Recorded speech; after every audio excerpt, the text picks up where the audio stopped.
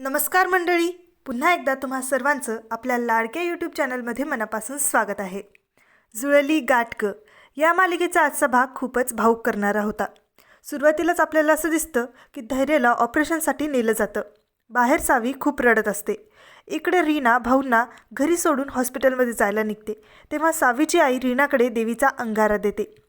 तिकडे दामिनी, दया, विलास, भास्कर आणि इरासुद्धा हॉस्पिटलमध्ये येण्यासाठी निघतात. हॉस्पिटलमध्ये नर्स सावीकडून ऑपरेशनसाठी पेपर्सवर सह्या घेते.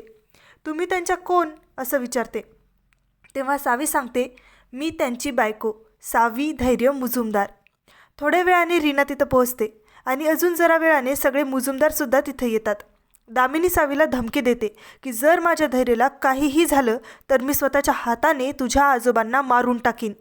तेवढ्यात डॉक्टर धैर्यचं ऑपरेशन करून बाहेर येतात आणि त्याला वेळेवर हॉस्पिटलमध्ये आणण्यासाठी सावीचं कौतुक करतात. पण पुढचे 24 तास धैर्यसाठी क्रिटिकल असतील असं सांगतात. सावी धैर्यला दरवाजाच्या काचातून पाहत असते. तिचे अश्रू थांबत नसतात. धैर्य, तुम्हाला लढावं लागेल. आधीसारखं उभं राहावं लागेल. तुमची ही अवस्था पाहवत नाही आहे मला, असं ती मनात म्हणत असते. पण दामिनी तिला हॉस्पिटल बाहेर हाकलून देते. अवंती वहिनीसुद्धा तिथे येतात आणि अचानक एक जोगतीन तिथे येऊन सावीला म्हणते, पोरी, जन्ममरणाचा लढा सुरू आहे, पण दोन्हीमधून कोणीही अजून जिंकलेले नाही. महादेवाला शरण जा आणि त्याला साकडं घाल. तोच तुला पुढचा मार्ग दाखवेल. इकडे सावीची आई केतनला खूप समजावून सांगते की तू सावीकडे जा. आज तिला आपल्या आधाराची गरज आहे. भाऊंची अशी अवस्था असताना त्यांना एकटे सोडून मी नाही येऊ शकत, नाहीतर मीच गेले असते. तू समजून घे ना प्लीज, जा तिच्याकडे. तेव्हा केतन आईला धीर देऊन हॉस्पिटलकडे जायला निघतो, पण दीपा त्याला जाऊ देत नाही. इकडे सावी मंदिरात जाते. तिथे एक आजी तिला महामृत्युंजय व्रत करायला सांगतात. ते व्रत खूप अवघड असते. एका पायावर हे व्रत करावं लागणार.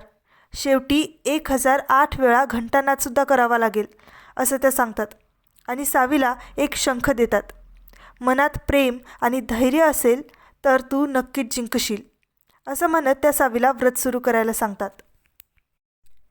पुढील भागात सावी एका पायावर लंगडत लंगडत कशीबशी खूप कष्टानं तलावापर्यंत पोहोचते. हे व्रत तिला खूप अवघड जात असतं आणि हॉस्पिटलमध्ये धैर्यला खूप त्रास होत असतो. त्याचं संपूर्ण शरीर थरथरत असतं. आता पुढे काय होणार हे पाहणं खूप इंटरेस्टिंग असणार आहे. तेव्हा पुन्हा भेटू उद्याच्या भागाबरोबर. तोपर्यंत आनंदी रहा, काळजी घ्या.